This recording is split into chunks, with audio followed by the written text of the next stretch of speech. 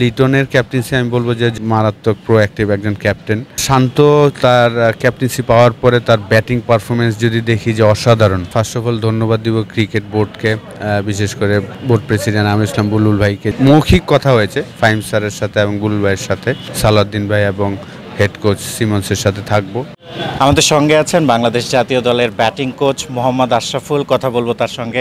আশরাফুল ভাই একটা সিরিজের জন্য সুযোগ পেয়েছিলেন এবং এরপর সঙ্গত কারণেই স্টিংটা লম্বা হচ্ছে, অনুভূতিটা কেমন? আলহামদুলিল্লাহ খুবই ভালো লাগছে। শুরুতেই বলেছিলাম যে আমি খুবই ভাগ্যবান যে আসলে মুশফিকের 99 এবং 100তম টেস্টে আমি টিমে থাকতে পারবো অ্যাজ এ ব্যাটিং কোচ, এবং আমাদের সিরিজটাও ভালো হয়েছে। তো এখন যেহেতু আর কি মৌখিক কথা হয়েছে ফাহিম স্যারের সাথে এবং বুলবুল ভাইয়ের সাথে যে আমি এই ক্যাম্পটা যে হচ্ছে এখানে আমি সালাউদ্দিন ভাই এবং হেড কোচ সিমন্সের সাথে থাকবো, যেহেতু ব্যাটসম্যানদের নিয়ে কাজ করবে। তারপর হয়তোবা ফাইনালি হয়তোবা ওনাদের সাথে ডিসকাস হবে। তো ভালো লাগছে, আসলে কাজ করে খুবই ভালো লাগছে। যদিও স্টিংটা একেবারে কম, অনলি 2টা টেস্ট ছিল এবং 3টা টি-20, এই সময়কালে আসলে উপভোগ করেছেন কতটা? অনেক উপভোগ করেছি আসলে, যেহেতু বাংলাদেশের 25 বছর ধরে আমরা টেস্ট খেলছি। আমার দেখা, যেহেতু আমি প্রত্যেকটা ম্যাচই ফলো করি এবং খেলেছি, তো আমার দেখা বাংলাদেশ এই প্রথম যে 3টা ইনিংসে এত চমৎকার ক্রিকেট খেলেছেন। প্রত্যেকটা ব্যাটসম্যান খুব ভালো ফর্মে ছিল, কন্ট্রোল ব্যাটিং করেছিল। তো প্রথম টি-20টা আমরা ভালো করতে পারিনি, পরে আবার চমৎকারভাবে কামব্যাক করেছে। তো ওভারঅল আমি খুব এনজয় করেছি, প্রত্যেকটা দিন আমি এনজয় করেছি, প্রত্যেকটা মুহূর্ত আমি এনজয় করেছি। আমি চেষ্টা করেছি সবার সাথে মিশে কাজ করার এবং আমার এক্সপিরিয়েন্সগুলো শেয়ার করার। প্রচুর সাপোর্ট করেছেন সবাই, কোচিং স্টাফ থেকে শুরু করে প্লেয়ার সবাই আমাকে প্রচুর সাপোর্ট করেছেন, এবং পুরো বাংলাদেশের মানুষও আমি দেখেছি যে তারা আমার জন্য দোয়া করেছেন। আমার সাথে সাথে টিমও পারফরমেন্স করেছে, তো আমি খুব এনজয় করেছি। আচ্ছা, 2টা ফরম্যাটে আপনি ছিলেন এবং একটাতে ক্যাপ্টেন নাজমুল হোসেন শান্ত আর একটাতে লিটন কুমার দাস। 2 ক্যাপ্টেনকে আসলে যদি ইভ্যালুয়েট করতে বলি, আপনি আলাদা আলাদা করে কিভাবে করবেন? আসলে দেখেন, শান্ত তার ক্যাপ্টেন্সি পাওয়ার পরে তার ব্যাটিং পারফরমেন্স যদি দেখি যে অসাধারণ। ওয়ানডেতে বলেন, টেস্টে বলেন, তার ব্যাটিং পারফরমেন্স অলমোস্ট 50-60 এরকম অ্যাভারেজ। তো অসাধারণ একজন ক্যাপ্টেন যদি পারফর্ম করে তাহলে আসলে ক্যাপ্টেন্সি করাটা সহজ হয়ে যায়। আর লিটনের ক্যাপ্টেন্সি আমি বলবো যে যখন সাকিব আল হাসান খেলতে পারেনি, ওই সময় ইন্ডিয়ার সাথে সে 3টা ম্যাচ ক্যাপ্টেন্সি করেছিল, অসাধারণ ক্যাপ্টেন্সি করেছিল। তখন থেকেই আমি বলবো যে প্রোঅ্যাক্টিভ, মারাত্মক প্রোঅ্যাক্টিভ একজন ক্যাপ্টেন, এবং এই টি-20 ফরম্যাটে হায়েস্ট রান গেটার বাংলাদেশের হয়ে। তো দুইজনই আসলে আমি বলবো যে 2টা ফরম্যাটেই অসাধারণ কাজ করছেন। আর যদি আলাদা করে বলতে হয় যে লিটনের ক্যাপ্টেন্সি কথা হচ্ছে, আবার তিনি আপনার দলে আছেন, বিপিএলের কথা বলছি, রংপুর রাইডার্স, কতটা রিলিভিং লিটনের মতো একজন ক্রিকেটার যিনি 3 ডাইমেনশন, উইকেট কিপিং, ক্যাপ্টেন্সি। যদিও উইকেট কিপিং আর ক্যাপ্টেন্সি হয়তো রংপুর রাইডার্সে লাগবে না। হ্যাঁ, রংপুর রাইডার্সে যেহেতু নুরুল হাসান সোহান লম্বা সময় ধরে খেলছেন এবং ক্যাপ্টেন্সি করছেন, আমি ঠিক জানি না এখনও যে ম্যানেজমেন্ট কী চিন্তা করেছেন, কিন্তু আমি অ্যাজ এ এক্স প্লেয়ার যদি আমাকে বলেন, আমি বলবো যে যদি সে ক্যাপ্টেন্সি নাও করে, জাস্ট বিপিএলটা যেন সে এনজয় করতে পারে, সেই এনভায়রনমেন্টটা আমরা দেওয়ার চেষ্টা করব।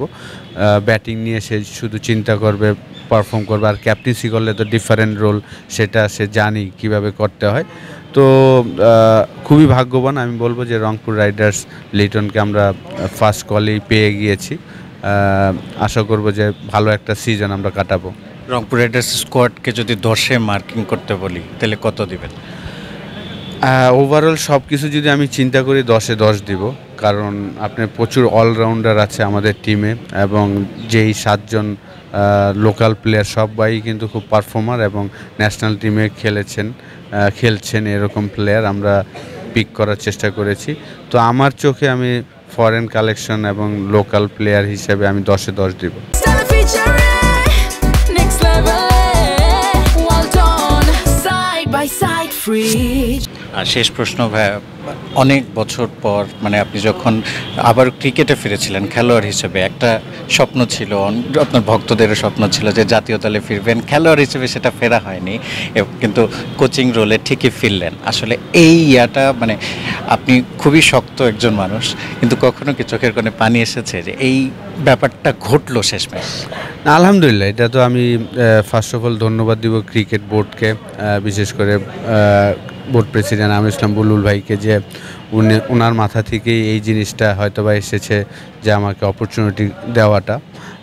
যেহেতু আমি আসলে একদম ন্যাশনাল টিমের বাইরে 2013-র পরে আর কামব্যাক করা হয়নি, কিন্তু আমি 12 বছর কিন্তু খেলার সাথেই ছিলাম, দেশে বলেন দেশের বাইরে সব জায়গায় খেলেছি, খেলা ফলো করেছি। যেহেতু আমি মাঠে থাকার চেষ্টা, আর আমার ইচ্ছা ছিল যে আমি কোচিং লাইনে আসব, সেই কারণে কিন্তু আমি 3 বছর আগে লেভেল 3 কাজটাও করে ফেলেছিলাম, যেই সার্টিফিকেটটা আপনাকে লাগবে কাজ করার জন্য। তো অবশ্যই আর কি আলাদা একটা অনুভূতি তো হয়েছেই, কারণ এই সেম ড্রেসিং রুমে আবার ফিরতে পেরেছি এবং আমি শেয়ার করতে পারছি আমার এক্সপিরিয়েন্সগুলো। আবেগ আপ্লুত হয়েছেন কিনা? এটা তো ছিলই, ডেফিনেটলি এটা তো থাকবেই, স্বাভাবিক। দেশের হয়ে কাজ করা বা খেলা, এটা তো একটা আলাদা অনুভূতি আপনার থাকবে, এটা তো অনুভূতি, এটা প্রকাশ করা যাবে না। স্টিংটা তো চাইবেন যতটা সম্ভব লম্বা করতে। অবশ্যই চেষ্টা করব যেন আমি সার্ভিস দিতে পারি, বেস্ট সার্ভিসটা যেন দিতে পারি, প্লেয়াররা যেন যত কমফোর্ট থাকতে পারে আর কি। আমি যেটা পারি নাই হয়তোবা রেগুলার সাকসেস হতে, সেই জিনিসটা যেন প্লেয়ার আমাদের বাংলাদেশি ব্যাটসম্যানরা যেন করতে পারে, এভরি সেকেন্ড ম্যাচই যেন রান করতে পারে, সেই ইচ্ছাটাই আছে, যে সেই এক্সপিরিয়েন্সগুলোই হয়তোবা তাদের সাথে শেয়ার করব, যেন তারা প্রত্যেক ম্যাচ না হলেও যেন এভরি সেকেন্ড ম্যাচে যেন রান করতে পারে, এইটাই লক্ষ্য থাকবে। ওই এক্সপিরিয়েন্সগুলোই শেয়ার করব তাদের সাথে। Thank you so much. Mohammad Ashraful খেলোয়াড়ি জীবনটা বেশ লম্বা ছিল, কোচিং ক্যারিয়ারটা সবে শুরু করলেন, একটা সিরিজের জন্য জায়গা পেয়েছিলেন এবং তারপর কিন্তু এটা লম্বা হচ্ছে তেমনটাই আমরা শুনেছি, এবং আশরাফুল নিজেও চান ব্যাটিং কোচ হিসেবে তার ক্যারিয়ারটা আরও লম্বা করতে। সেটা পারবেন কিনা সেটা সময় বলে দিবে, তবে আপাতত উপভোগ করছেন মোহাম্মদ আশরাফুল, বাংলাদেশের আশার ফুল। শিহাব হাসান খান, ক্রিকেট 97, মিরপুর, ঢাকা।